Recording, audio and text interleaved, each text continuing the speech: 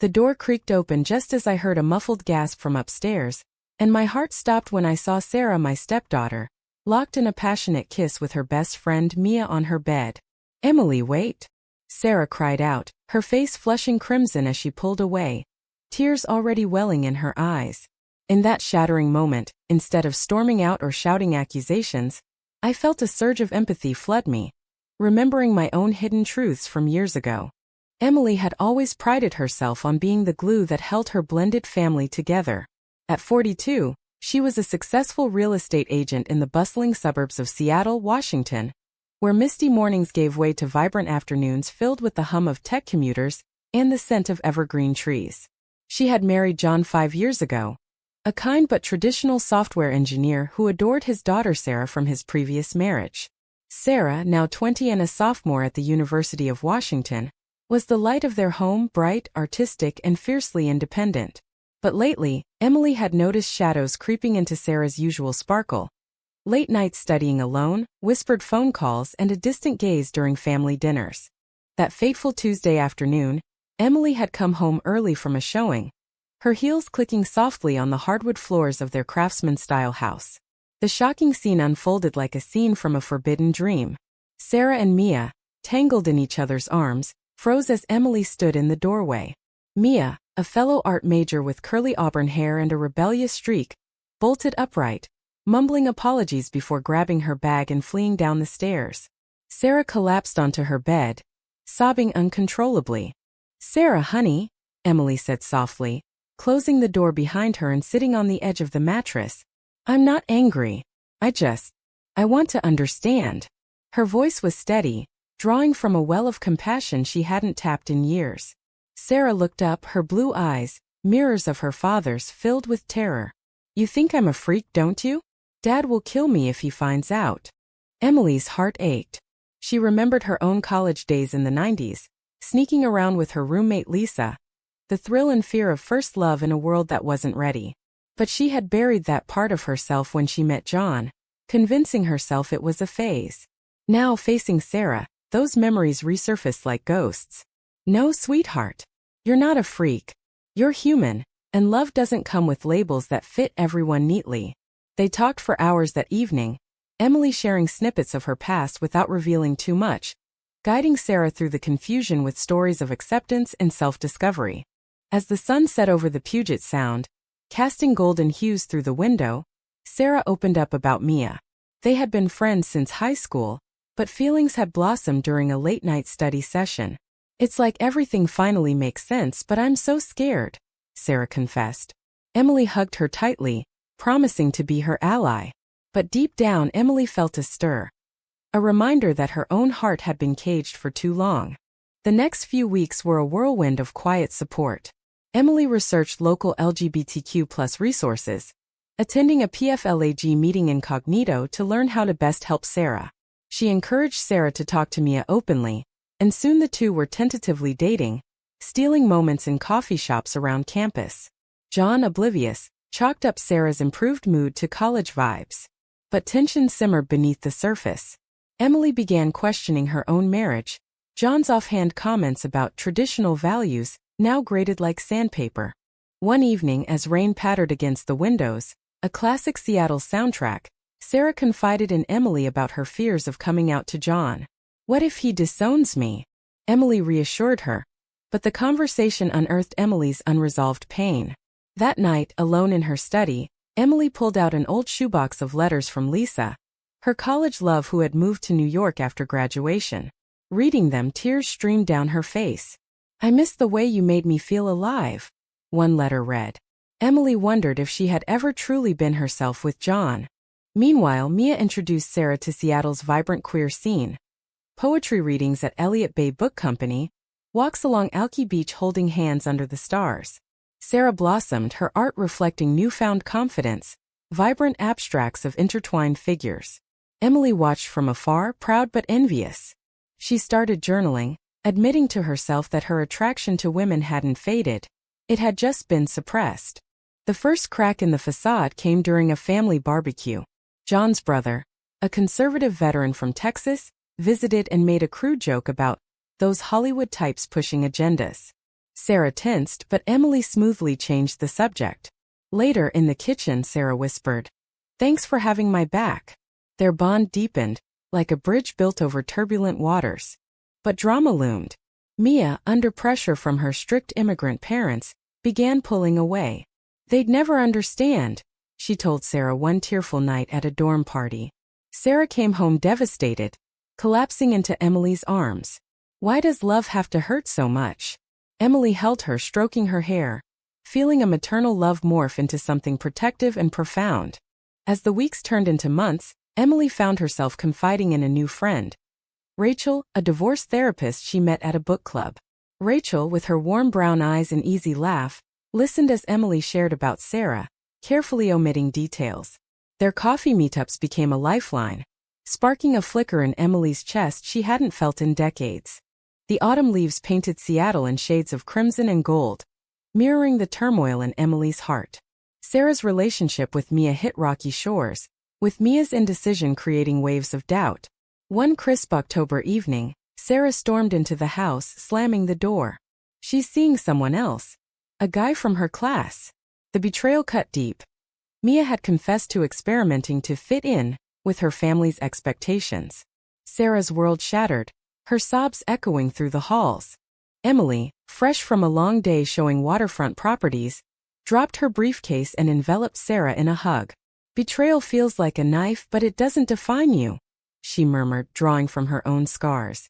They spent the night on the couch watching old rom-coms, When Harry Met Sally, a nod to American classics, and sharing ice cream. Emily opened up more about Lisa.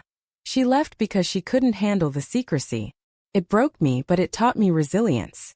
John noticed the shift, attributing it to girl stuff. But his ignorance fueled Emily's growing frustration. At a company dinner, he dismissed a colleague's story about their gay son with a shrug. "Kids these days." Emily bit her tongue, but later confronted him gently. What if it was Sarah? John's face hardened.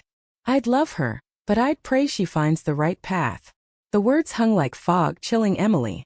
Sarah threw herself into her art, channeling pain into a series of paintings depicting fractured hearts mending with threads of light. She entered a local contest at the Fry Art Museum, winning third place. Emily attended the exhibition, beaming with pride. There, she ran into Rachel again, who had come to support a friend. "Your stepdaughter's work is stunning, raw and emotional," Rachel said, her hand lingering on Emily's arm. The touch sent sparks. Emily blushed, excusing herself. As Thanksgiving approached, the family gathered in their cozy dining room, turkey roasting and football blaring. But beneath the cheer, secrets simmered. Sarah, emboldened by Emily's support, decided to come out to John. Over pumpkin pie, she took a deep breath. "Dad, I'm gay." The room fell silent. John's fork clattered. "What? Since when?"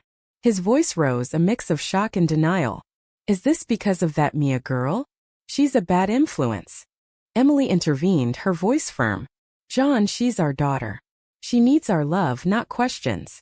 The argument escalated. John stormed out, muttering about phases. Sarah fled to her room, heartbroken. Emily followed, holding her as she cried. "He'll come around," Emily promised, though doubt gnawed at her.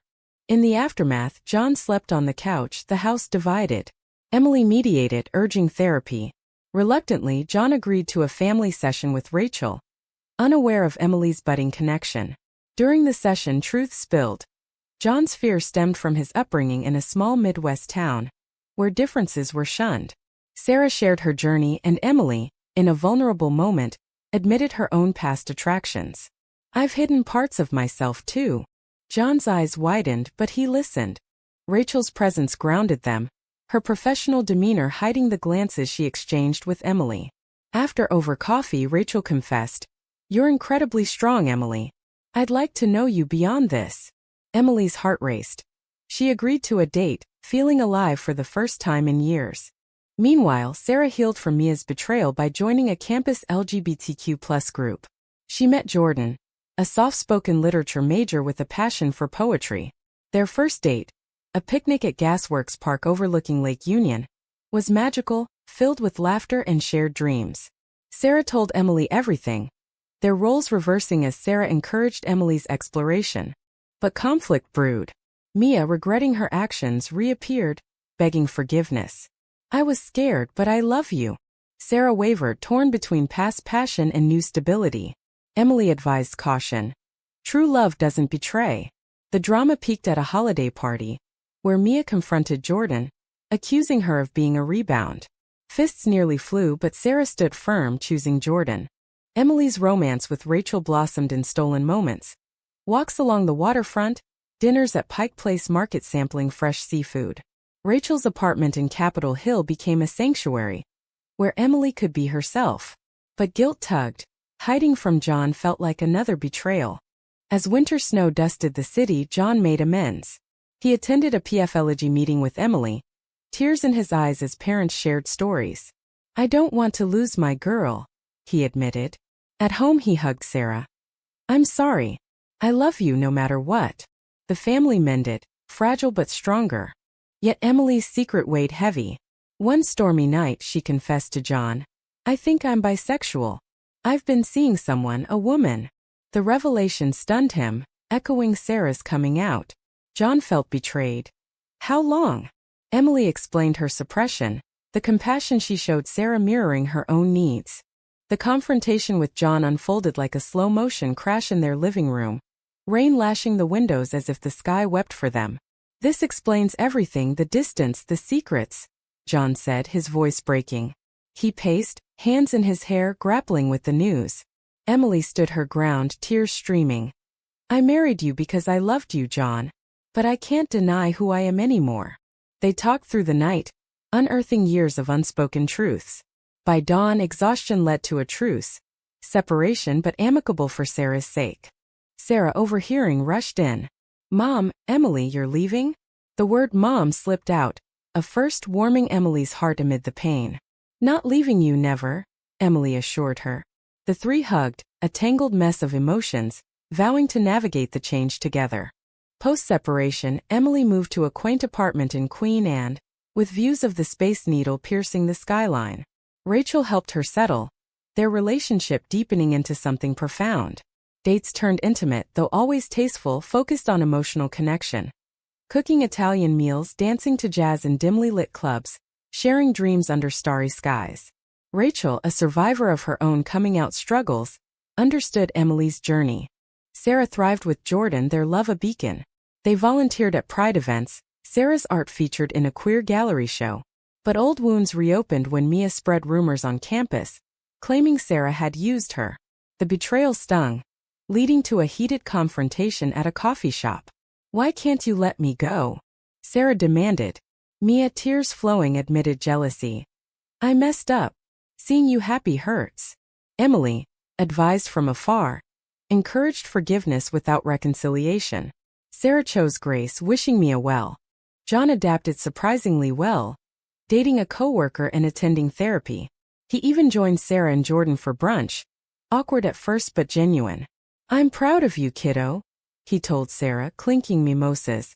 The blended family redefined itself, holidays shared between homes. Yet high drama struck during Seattle's Pride Month. Emily and Rachel marched in the parade, flags waving amid cheers. Sarah and Jordan joined, a family unit reborn. But a chance encounter with Lisa, Emily's ex from New York, in town for a conference, stirred chaos. Lisa, now a successful editor, recognized Emily immediately. After all these years. They caught up over drinks, old flames flickering. Rachel sensed the tension, leading to a jealous argument. Is there unfinished business? Emily reassured her. Lisa was my past, you're my future. But the encounter forced Emily to confront regrets, writing a letter to Lisa for closure. Meanwhile, Sarah faced her own test. Jordan received a study abroad offer in London. 6 months apart? I don't know if I can, Sarah confided in Emily during a mother-daughter hike in Discovery Park, waves crashing below. Emily shared wisdom. Love endures distance if it's real. Trust it. Jordan stayed, solidifying their bond. The summer brought healing picnics, barbecues, and laughter. Emily's real estate career soared, closing deals on eco-friendly homes, symbolizing her fresh start. As fall returned, circling back to where it began, Emily reflected on the year's upheavals. The shocking discovery had unraveled their lives, but compassion wove them back stronger. At a family gathering, John included, they toasted to new beginnings. Sarah raised her glass. To guiding each other with love. But beneath the harmony, a subtle undercurrent lingered. Emily noticed Sarah's lingering glances at Jordan, mirroring her own with Rachel. A reminder of love's fragility.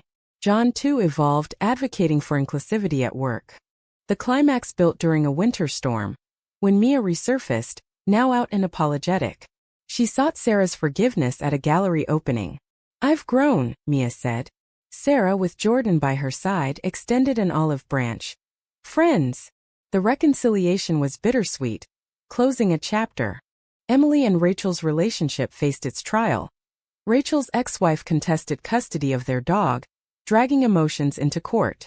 Emily supported her, testifying to Rachel's character.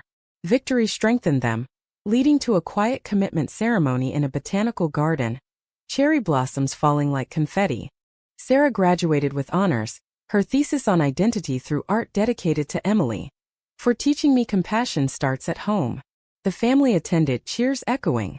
John walked Sarah across the stage, a proud father.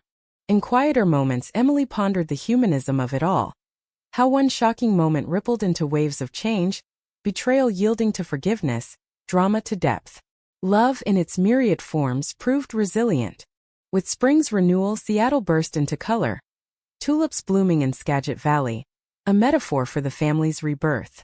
Emily and Rachel cohabitated, their home a blend of bookshelves and art, filled with the aroma of fresh coffee and shared mornings. Sarah visited often, bringing Jordan for game nights, laughter echoing off the walls. But lingering conflicts emerged.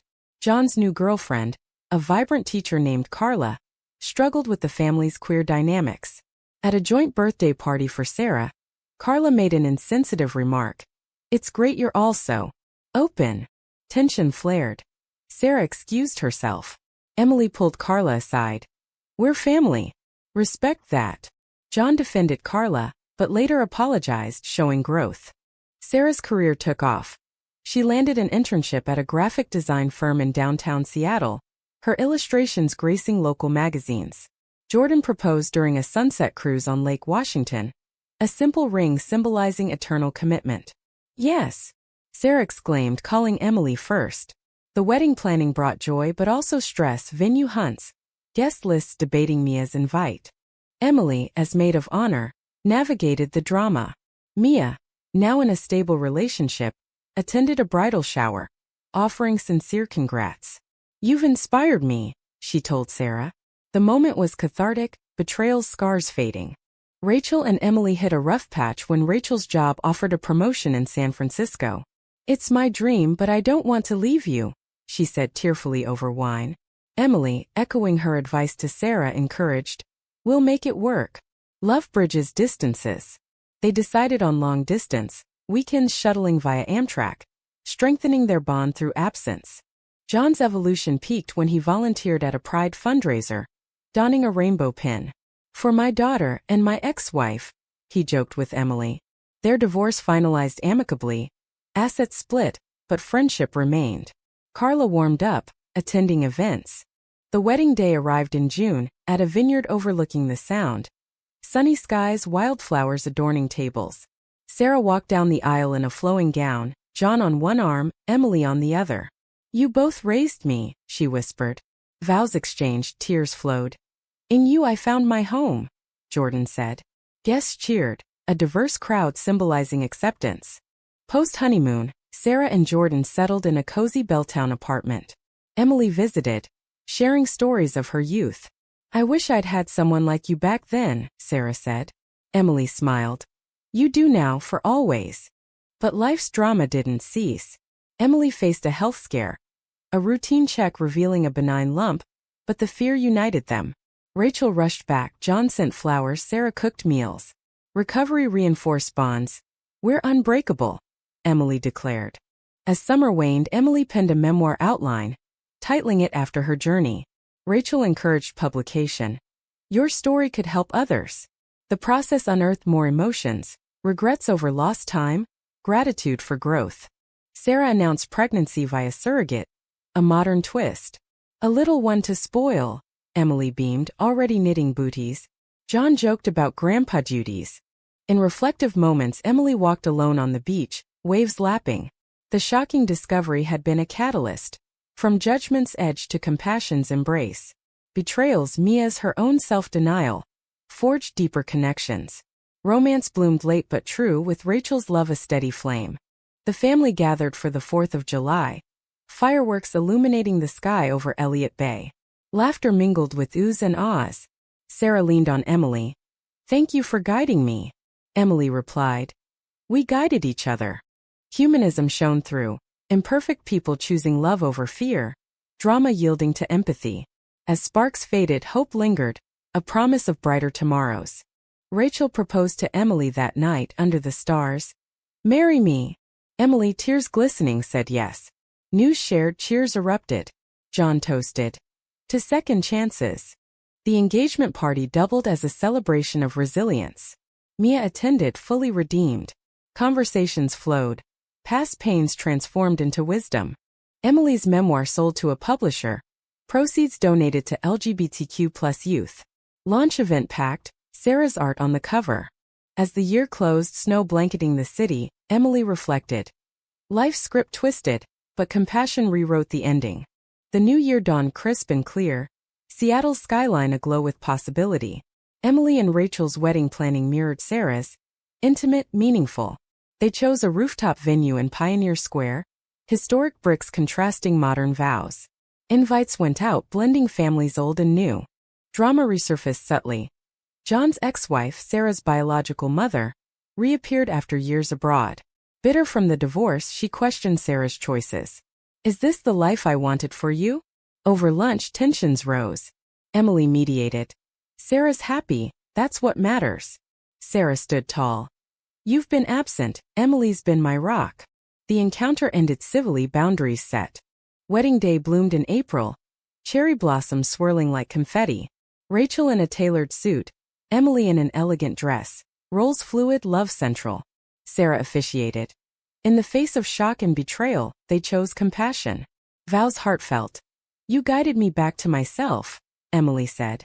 Rings exchanged, kisses sealed amid applause. Honeymoon in Hawaii beaches, sunsets, rejuvenated them.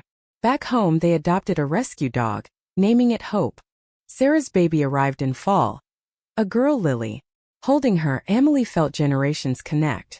"She's perfect," she cooed. John doted. Carla softened into a doting aunt. Years passed in a montage of milestones. Lily's first steps in the park. Sarah's promotion to art director. John's retirement party. Emily's book became a bestseller, inspiring a TED Talk on blended families and identity. But life's undercurrents persisted. Rachel faced burnout. Emily supported her sabbatical. Mia, now a friend, married her partner. Sarah attended closure complete. In quieter times, Emily and Sarah shared coffee, reminiscing. "That day I caught you with Mia, it changed everything," Emily said. Sarah nodded. "For the better. You didn't judge, you loved." The story's arc, from shocking discovery to humanistic resolution, embodied America's evolving tapestry. Suburbs to cities, tradition to progress. Drama, betrayal, romance wove a narrative of growth. Lily grew inquisitive. At 5, she asked about family. "Two grandmas," Emily explained with stories, fostering openness. John remarried Carla. They traveled, sending postcards. Rachel and Emily celebrated anniversaries with trips. Napa wines, New York lights, rekindling passion. Sarah's art exhibited nationally, themes of love and acceptance. The family's humanism shone. Choosing empathy over division, love over labels. In the end, as Emily watched sunset from her porch, Rachel's hand in hers, she marveled. One moment's compassion rippled into a lifetime of healing.